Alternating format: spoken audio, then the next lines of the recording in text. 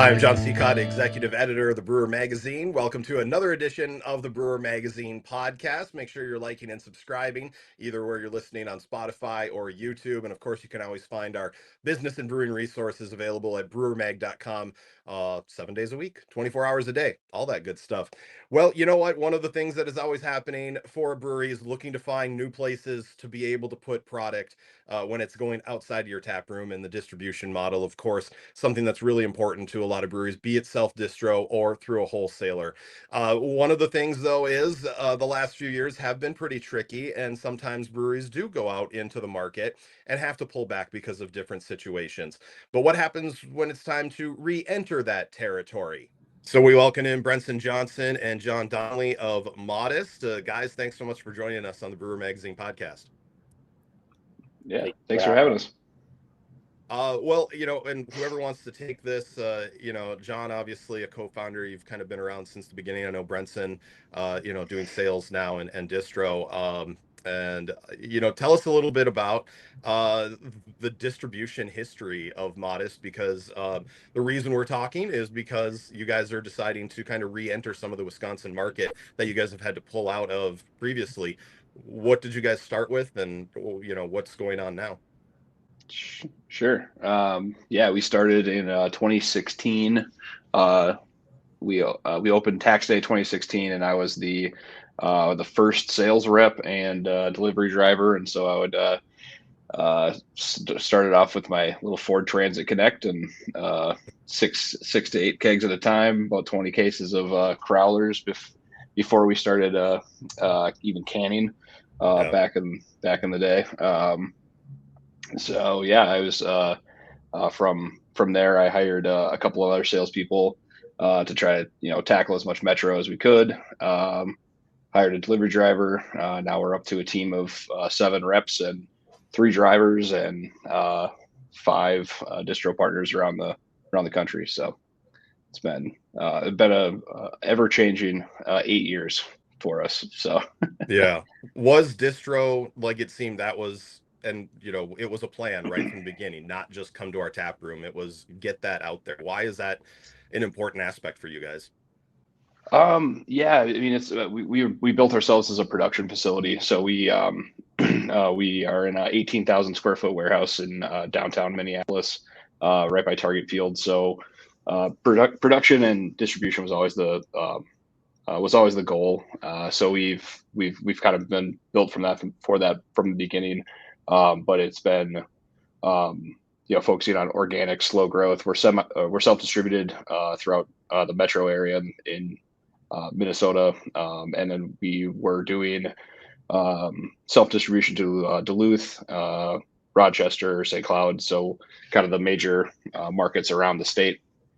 We kind of parsed out basically through just networks of people that we knew through beer community here in Minnesota.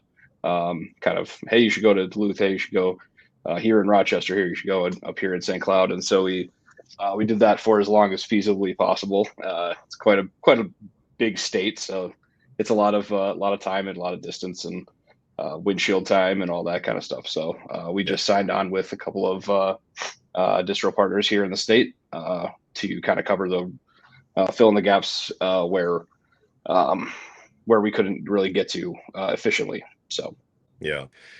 Having that experience, though, I think it helps a brewery to be able to understand exactly what a distro partner does. I mean, were you guys happy, excited to see that, like, okay, a lot of this logistical stuff that we've, found to be a nightmare is finally getting answered because you've been able to work with some partners like that?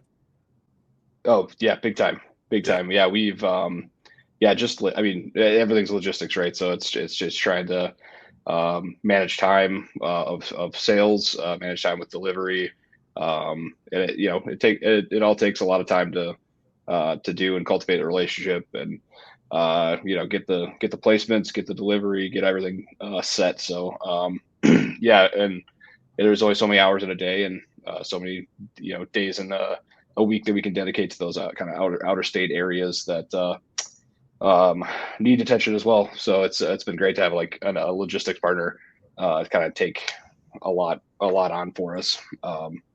Yeah, and kind of free up some of our time to be salespeople again. So yeah. Sure. How about now this is kind of like a reintroduction into Wisconsin. What was your previous history with delivering into especially Western Wisconsin counties and things like that? When did that start and when did it end? And now you guys have kind of started up again. Yeah. So we basically COVID was the antithesis for the or the not antithesis, the starting off point for out of state distribution. Um, we've done events and things like that around the country, doing um, some small drops here and there, but kind of building relationships through festivals and things like that is kind of where we got kind of the contacts and things like that.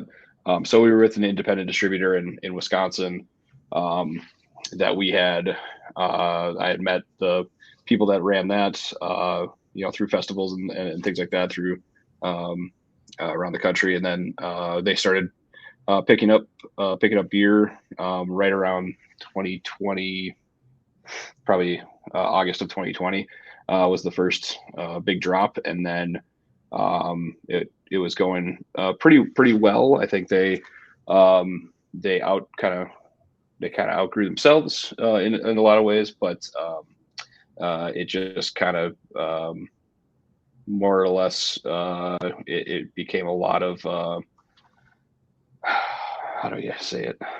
Brenson, help me out. Yeah, I mean they just obviously had some challenges and overexpanded, and then which led to some closure. Yeah.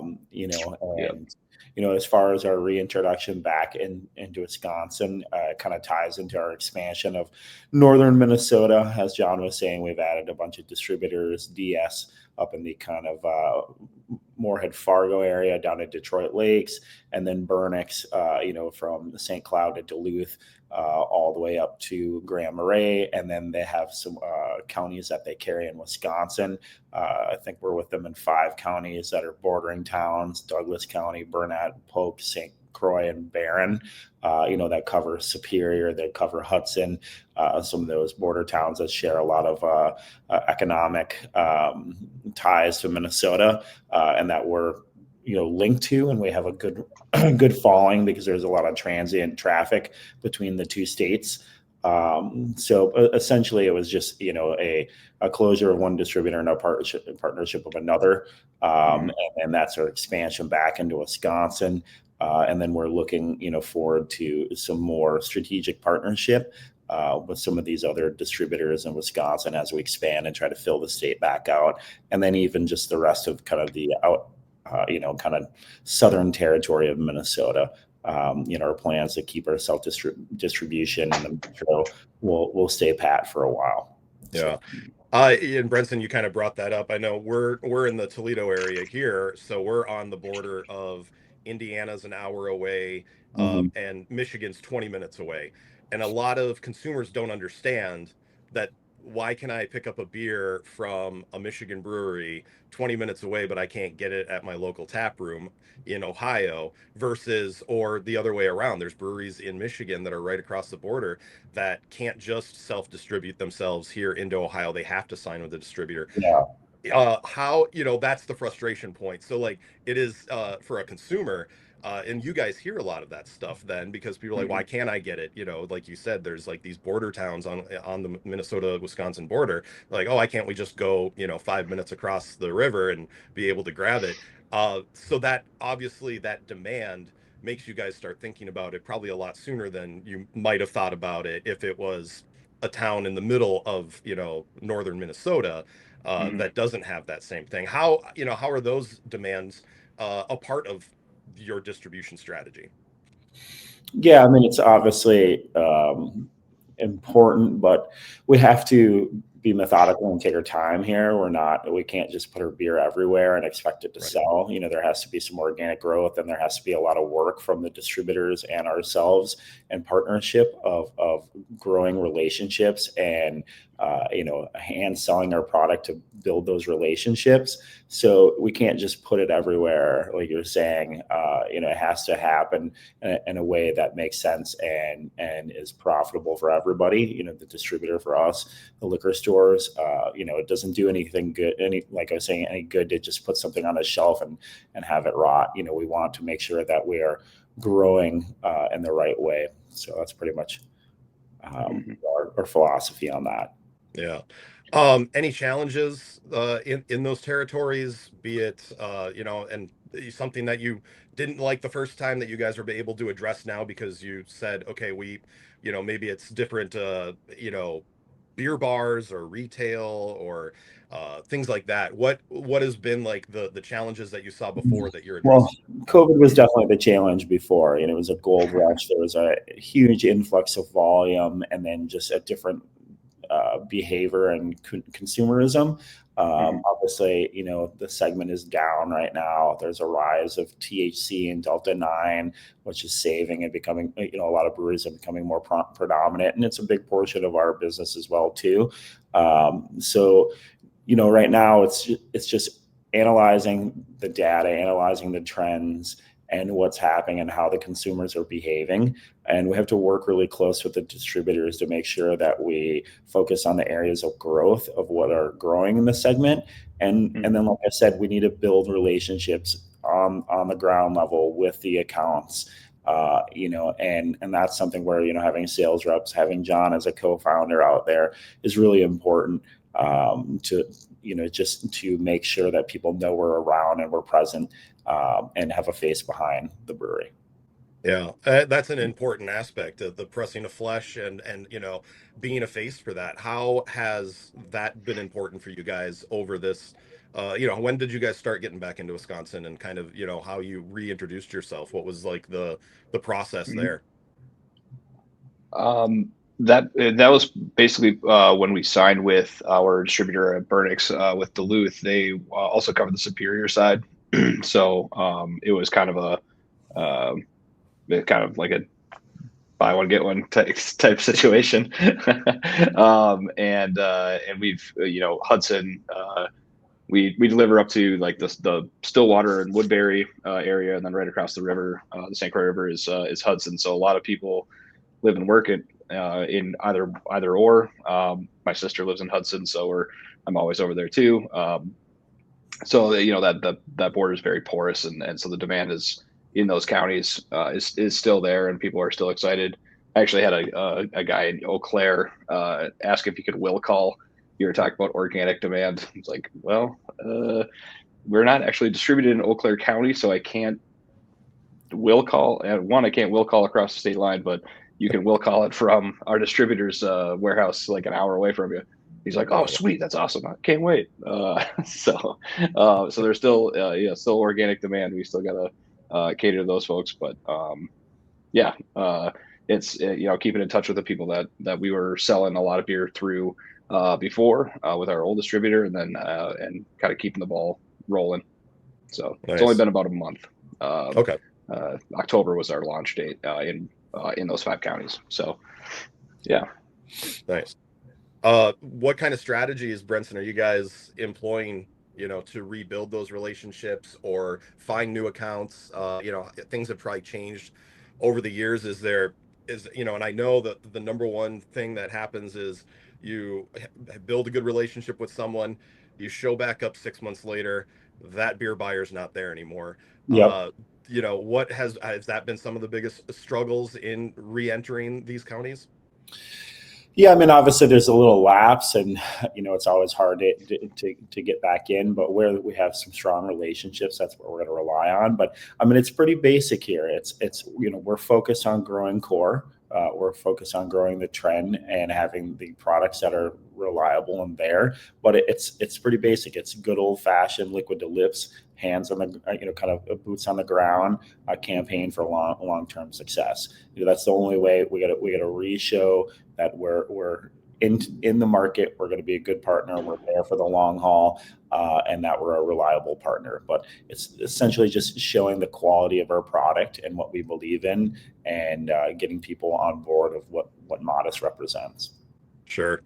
And when you talk about the core brands, how have that, been your key for you guys to be able to, obviously you have to have the product to be able to get out there and the ability. So are people demanding the cores? Are, are you seeing some hardcore fans asking Yeah, for stuff, taproom exclusives, and things that you're like, okay, let's just get this started. LTOs are always going to be an important part of our business and an important part of craft. But overall, we're seeing the consumers move away from that and gravitate towards reliable packages that they're familiar with and that they can grab all the time.